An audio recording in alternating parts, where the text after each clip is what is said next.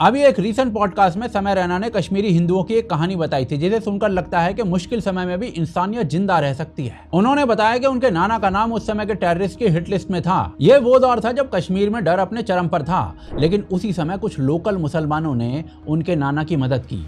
उन्होंने उनके नाना को छुपाया और सुरक्षित बाहर निकाला क्योंकि वो उनके नाना को जानते थे। समय रैना के नाना एक डॉक्टर थे जिन्होंने लोगों का इलाज किया था बिना किसी भेदभाव के। माय ओन हमारे खुद के फैमिली में मेरे नाना जी को मारने आए थे बिकॉज वो he was a very prominent doctor in the village. चिट्ठी निकलती थी तब कि इनको मारने वाले हैं कल। एक चिट्ठी आती थी कि यहाँ से निकल जाओ, कल ये इनको मार देंगे। बहुत सारे पंडित थे, उन्होंने कहा नहीं हम यहीं रहेंगे, हमें कुछ नहीं, हम मरेंगे तो यहीं मरेंगे। And they were killed in a very brutal way. भाई मेरी माँ फेंट हो गई थी जब वो चिट्ठी आई थी कि इनको मार, सोमनाथ कोल मेरे नाना जी को मारने आए। My mom has fainted, my nani has fainted. मेरी जो मासी थी she was the delayer person, she has gone चुपके to the clinic and where my nana ji used to work, जहाँ उनको मारने वाले थे। But luckily he had so much goodwill कि वहाँ के जो कश्मीरी मुस्लिम्स थे they were the ones who helped my नाना get out of that thing, that इनको कुछ नहीं होने देंगे because he really helped. He used to, बहुत बार वो फ्री में इलाज कर देते थे। अब देखिए, ये कहानी एक टेस्टिमनी है और बिल्कुल सच है, और ये कहानी दिल को छू लेने वाली भी है। लेकिन हर सच्ची कहानी पूरी सच्चाई नहीं दिखाती है, क्योंकि उसी दौर में उसी जगह पर हजारों और भी कहानियां थी जो इतने सेफ एंड तक नहीं पहुंची थी। कुछ लोग बचाए गए लेकिन बहुत से लोग बच नहीं पाए, और सवाल ऐसे में ये उठता है कि क्या हम एक कहानी पर पूरे इतिहास का फैसला कर सकते हैं, या फिर हमें उस पूरी तस्वीर को समझना चाहिए जो कश्मीर में उस टाइम की रियलिटी को दिखाती है। 1990 के आसपास का कश्मीर ऐसा था जहां पर पॉलिटिकल इंस्टेबिलिटी, लोकल अनरेस्ट और सीमा पार से मिलने वाला समर्थन, इन सब ने मिलकर एक ऐसा वातावरण बनाया था जिसमें कट्टर जिहादी विचारधाराएं फैलने लग गई थी। और इसी समय कुछ संगठनों का नाम सामने आता है, जैसे कि Jammu and Kashmir liberation front. इनके अलग अलग उद्देश्य हो सकते थे, लेकिन जमीन पर इनका असर बस डर फैलाने वाला होता था। शुरुआत टारगेटेड किलिंग से हुई थी। उन लोगों को निशाना बनाया गया था जो सरकार से जुड़े हुए थे या फिर खुलकर भारत के पक्ष में बोलते थे, और ये लोग कश्मीरी हिंदू समुदाय से थे, जैसे कि जस्टिस नीलकांत गंजू जिन्होंने JKLF के एक आतंकी को सजा सुनाई थी, या फिर टीकालाल टपलू जो कि बड़े सोशल एक्टिविस्ट थे। ऐसे बहुत से लोगों को निशाना बनाया गया था,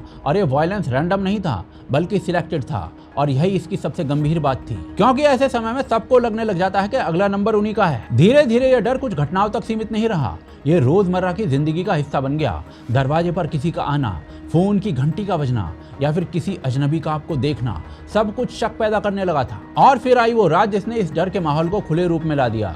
19 जनवरी 1990 को कश्मीर में जो हुआ उसे आज भी लोग डर की रात के रूप में याद करते हैं। उस रात घाटी के कई हिस्सों में मस्जिदों के लाउड स्पीकर से घोषणाएं हुई, रलीव चलीव या गलीव, जिसका अर्थ होता है धर्म परिवर्तन करो, घाटी को छोड़ दो या फिर मारे जाओ। अब जरा उस समय सीन की कल्पना कीजिए। घर के अंदर बैठे हुए परिवार जिसमें बुजुर्ग, महिलाएं और बच्चे शामिल थे, इन चीजों को सुन रहे थे। उन्हें यह समझ में नहीं आ रहा था कि यह केवल डर फैलाने के लिए है या फिर आने वाले सच्चे खतरे की घंटी है। और जब डर इतना पर्सनल हो जाता है तो उसको नजरअंदाज नहीं किया जा सकता, लेकिन जब वही डर सार्वजनिक रूप से घोषित होने लगे तो उसे अनदेखा करना भी मुश्किल हो जाता है। एंड आने वाले दिनों में यही डर वास्तविक घटनाओं में बदलता दिखा था। मार्च 1990 में श्रीनगर के छोटा बाजार क्षेत्र में BK गंजू को कुछ आर्म्ड टेररिस्ट खोजते हुए आए। खतरे को देखते हुए BK गंजू घर के अंदर ही एक चावल के ड्रम में छुप गए।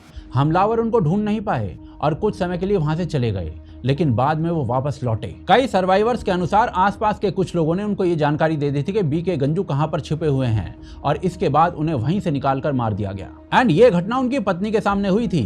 इस घटना में केवल बाहरी हमलावर नहीं थे, बल्कि उनके पड़ोसियों का भी महत्वपूर्ण योगदान था। फरवरी 1990 में तेज कृष्ण राजदान, जो कि एक CBI के अधिकारी थे, अपने परिवार की सहायता के लिए घर आए थे। इस दौरान उनकी मुलाकात अपने एक पुराने मुस्लिम दोस्त से हुई थी।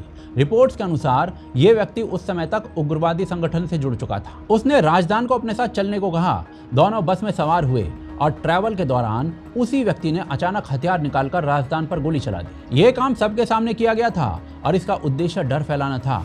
इसके अलावा गिरजा टिक्कू, जिनकी स्टोरी कश्मीर फाइल्स में भी दिखाई गई है, उसे आरी से काट दिया गया था बीच में से यौन हिंसा करने के बाद, और इस घटना में उसके कई पड़ोसी शामिल थे। एंड ऐसी घटनाएं कोई एक दो नहीं थी। कई सर्वाइवल टेस्टिमनीज ये क्लियरली मेंशन करती हैं कि कितने ही मामलों में लोकल लेवल पर टेररिस्ट को जानकारी दी गई थी, वार्निंग्स दी गई थी, या बाद में छोड़ी गई प्रॉपर्टीज पर कब्जा कर लिया गया था। When huge processions were taken out in the valley, processions in which many Hindus were forced to march in front. हम मजबूर थे, हमारे हाथ बंधे हुए थे, उनके नारे थे कि अगर आप नहीं निकलेंगे हम आपको मारेंगे। ये उनके क्या नारे लगाए आपने? पाकिस्तान जिंदाबाद, यहाँ क्या चलेगा, निज़ाम मुस्तफ़ा। जब हम अपना सामान लेकर आने लगे तो वो बोलते इधर की कमाइयाँ इधर ही रहेगी, तुम खाली आ जाओ। हम खाली आ 3 कपड़े में आए वापस। मतलब प्रॉपर्टी सेल नहीं कर पा रहे हैं लोग? नहीं हो सकता है। क्यों, ऐसा क्या? उन्होंने वो किया है ऐसा प्रोग्राम कि हम किसी हिंदू की प्रॉपर्टी नहीं खरीदेंगे। इसका क्या मतलब हुआ? ये कि मतलब मुफ्त में मिलेगी। मैं तो जा रहा हूँ सड़क पर, कोई आएगा इतना सा बच्चा बोलता है, गाली बहन की गाली देता है, माँ की गाली देता है, उसको क्या कहेंगे? The person hides in the rice drum. That actually is my uncle, my mom's brother-in-law. His name is Mr. P.K. Ganju. And actually, today is 19th March. And this is his death anniversary. और इन्हीं चीजों से कश्मीरी हिंदुओं का बड़े level पर पलायन शुरू हुआ था। कई सोर्सेज के अनुसार लगभग 1 लाख से अधिक कश्मीरी पंडित कुछ ही महीनों के भीतर घाटी छोड़ने पर मजबूर हो गए थे और ये संख्या उस समय घाटी में मौजूद कुल पंडित आबादी का एक बहुत बड़ा हिस्सा थी, जबकि कई सोर्सेज इस नंबर को 4 लाख तक ले जाते हैं। अगर हम इसे सरल भाषा में समझे तो इसका मतलब यह है कि एक पूरा का पूरा समुदाय जो सदियों से वहां पर रह रहा था अचानक अपने ही घरों को छोड़कर चला गया। एंड ये कोई सामान्य माइग्रेशन नहीं था, एक ऐसा पलायन था जो डर, इनसिक्योरिटी और अनिश्चितता के कारण हुआ था। कितने ही परिवारों ने रातों रात घर छोड़े थे, कई लोग तो कुल एक बैग लेकर चले गए थे। बहुत लोग ये सोचकर निकल गए थे कि कुछ दिन बाद वापस लौट आएंगे, लेकिन वो कुछ दिन अब दशकों में बदल चुके हैं। और इस पूरे के पूरे कांड में एक हाथ आतंकवादियों की धमकी का था तो दूसरा हाथ लोकल सपोर्ट का भी था, जिसे नकारना खुद को झूठ बोलने जैसा है। कई लोग ये मानते हैं कि ये सब केवल 1990 तक सीमित था, लेकिन ऐसा नहीं है। एक्चुअली में एक के बाद एक पंडितों के नरसंहार की घटनाएं 2006 तक हुई हैं और ये नरसंहार दर्जनों में हैं, जिनकी लिस्ट आप स्क्रीन पर देख सकते हैं। इनफैक्ट कश्मीर फाइल्स में जो लास्ट में कांड दिखाया गया है वो 2003 में नदी मार्ग में हुआ था। Wife's family, I mean her grandfather actually died in the whole process because they actually killed him and they lined up all the Hindu folk of their village and then they shot them one by one, just as they show in Kashmir files of the Nadi Marg massacre and how it happened later. और इसी period में केवल बड़े बड़े लोगों को नहीं, सामान्य लोगों को भी निशाना बनाया गया था, जिसमें कोई बैंक का कर्मचारी था, कोई एक टीचर था, कोई एक सामान्य सा मजदूर था। डर ऐसा बना दिया गया था कि लोगों ने अपने ही घर छोड़ दिए।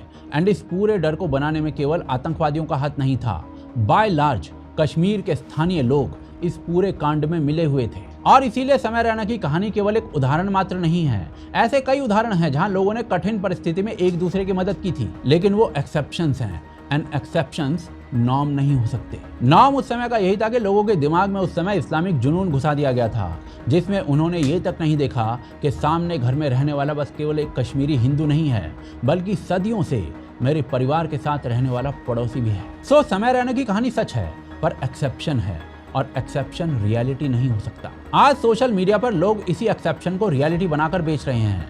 कश्मीर में जो हुआ उसको झुठला रहे हैं, पर ऐसी दर्जनों टेस्टिमनीज रियल लाइफ में मौजूद हैं जो क्लियरली दिखाती हैं कि स्थानीय लोगों का रोल उस पूरे कांड में क्या था। एंड इस रियलिटी को समय रैना की एक कहानी बदल नहीं सकती।